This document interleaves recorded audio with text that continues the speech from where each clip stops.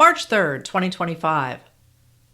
As seemed evident even at the time, the ambush of Ukraine President Volodymyr Zelensky in the Oval Office on Friday was a setup to provide justification for cutting off congressionally approved aid to Ukraine as it tries to fight off Russia's invasion.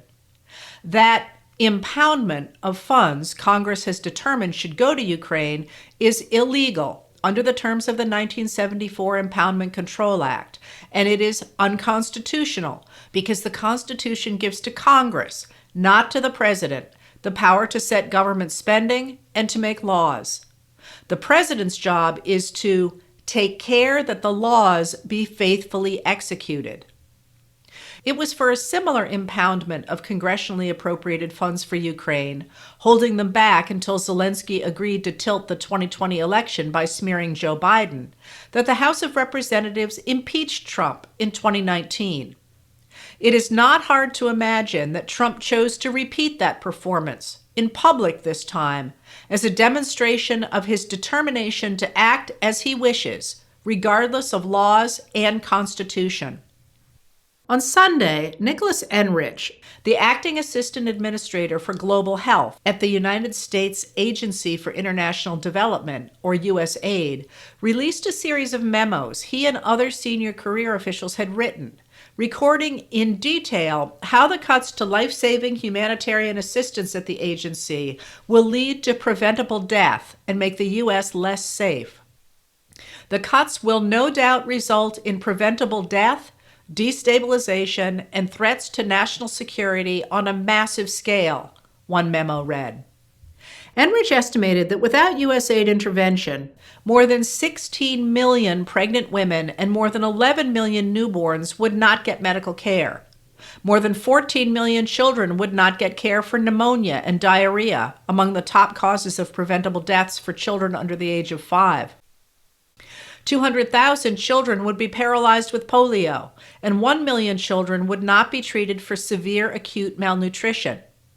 There would be an additional 12.5 million or more cases of malaria this year, meaning 71,000 to 166,000 deaths, a 28 to 32% increase in tuberculosis, as many as 775 million cases of avian flu, 2.3 million additional deaths a year in children who could not be vaccinated against diseases, additional cases of Ebola and Mpox.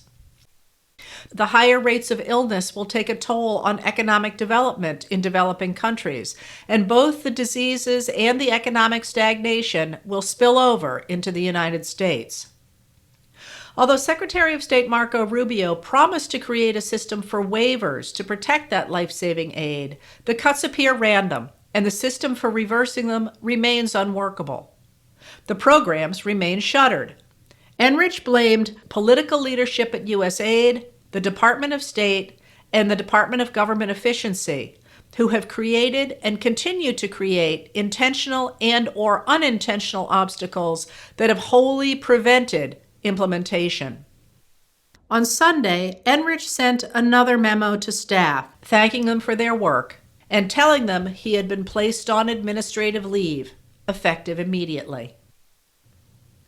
Dangerous cuts are taking place in the United States as well. On Friday, on Joe Rogan's podcast, Musk called Social Security, the basis of the U.S. social safety net, a Ponzi scheme. Also on Friday, the Social Security Administration announced that it will consolidate the current 10 regional offices it maintains into 4 and cut at least 7,000 jobs from an agency that is already at a 50-year staffing low.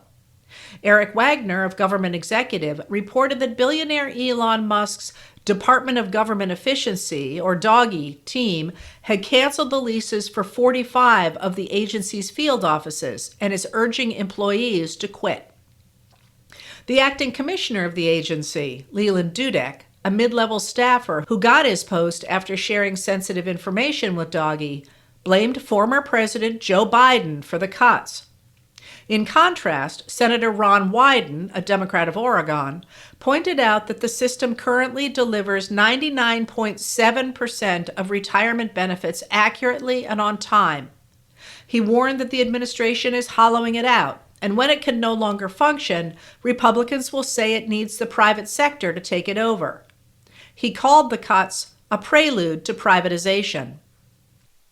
The public is going to suffer terribly as a result of this, a senior official told NPR. Local field offices will close, hold times will increase, and people will be sicker, hungry, or die when checks don't arrive or a disability hearing is delayed just 1 month too late. In South Carolina, North Carolina, and Georgia, more than 200 wildfires began to burn over the weekend as dry conditions and high winds drove the flames. Firefighters from the Forest Service helped to contain the fires, but they were understaffed even before Trump took office. Now, with the new cuts to the service, prevention measures are impossible, and there aren't enough people to fight fires effectively and safely. South Carolina Governor Henry McMaster, a Republican, declared a state of emergency on Sunday. Josh Marshall at Talking Points Memo picked up something many of us missed, posting today that Trump's February 11th workforce optimization executive order is a clear blueprint for the end goal of all the cuts to the federal government. The order says that departments and agencies must plan to cut all functions and employees who are not designated as essential during a government shutdown. As Marshall notes, this is basically a blueprint for a skeleton crew version of government. But for all that the administration, led by Doggy, insists that the U.S. has no money for the government services that help ordinary people, it appears to think there is plenty of money to help wealthy supporters. In February, the cryptocurrency Bitcoin experienced its biggest monthly drop since June 2022, falling by 17.5%. On Sunday, in a post on his social media site, Trump announced that the government will create a strategic stockpile of 5 cryptocurrencies, spending tax dollars to buy them. Supporters say that such an investment could pay off in decades when that currency has appreciated to become worth trillions of dollars. But, as Zachary B. Wolfe of CNN notes, for every Bitcoin evangelist, there is an academic or banker from across the political spectrum who will point out that cryptocurrency investments might just as easily go up in smoke, which would be an unfortunate thing to happen to taxpayer dollars. The first 3 currencies Trump announced were not well known, and the announcement sent their prices soaring. Hours later, he added the names of the 2 biggest cryptocurrencies, including Bitcoin.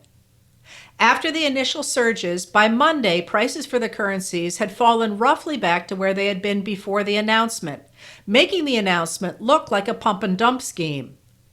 Economist Peter Schiff, a Trump supporter, called for a full congressional investigation, suggesting that someone other than Trump might have written the social media posts that set off the frenzy, and wondering who was buying and selling in that short window of time.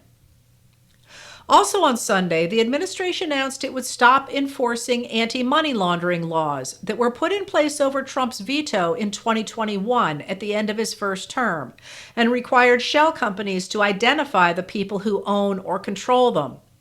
Referring to the law as a Biden rule, Trump called the announcement that he would not enforce it exciting news. The Trump Organization frequently uses shell companies. A world in which the government does not regulate business or address social welfare or infrastructure, claiming instead to promote economic development by funneling resources to wealthy business leaders, looks much like the late 19th century world that Trump praises. Trump insists that President William McKinley, who was president from 1897 to 1901, created the nation's most prosperous era by imposing high tariffs on products from foreign countries. Trump confirmed today that he will go forward with his own 25% tariffs on goods from Mexico and Canada, and an additional 10% on goods from China, adding to the 10% tariffs Trump added to Chinese products in February. While President Joe Biden maintained tariffs on only certain products from China to protect specific industries, it appears Trump's tariffs will cover all products.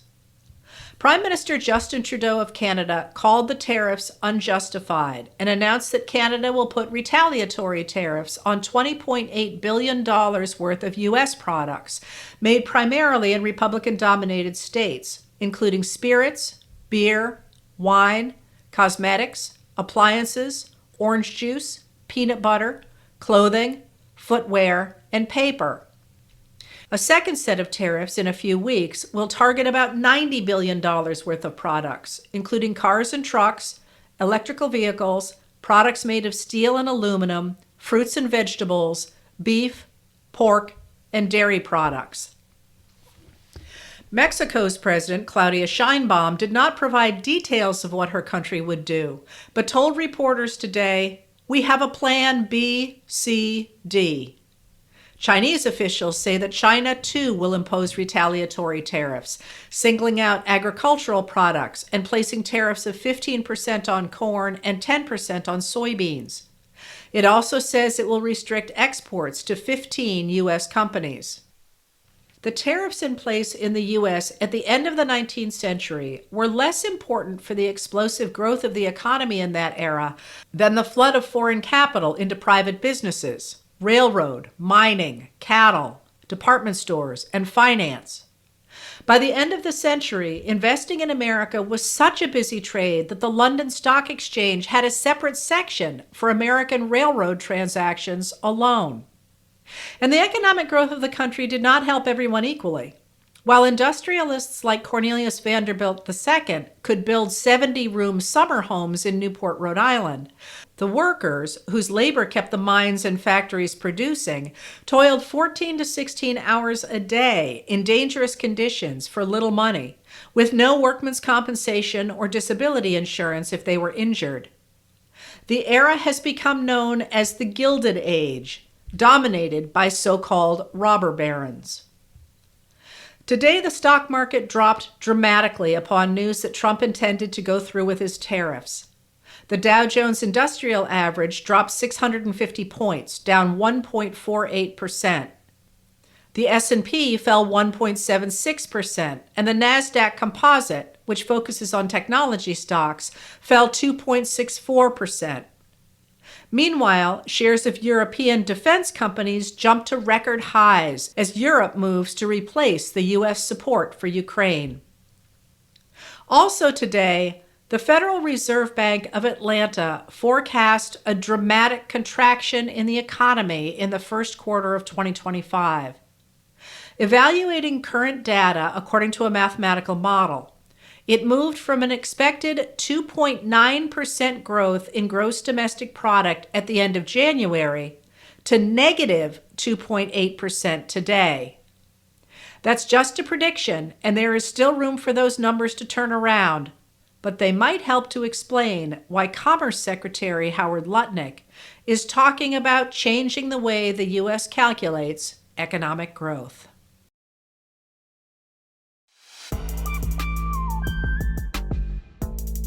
Letters from an American was written and read by Heather Cox Richardson. It was produced at Soundscape Productions, Dedham, Massachusetts. Recorded with music composed by Michael Moss.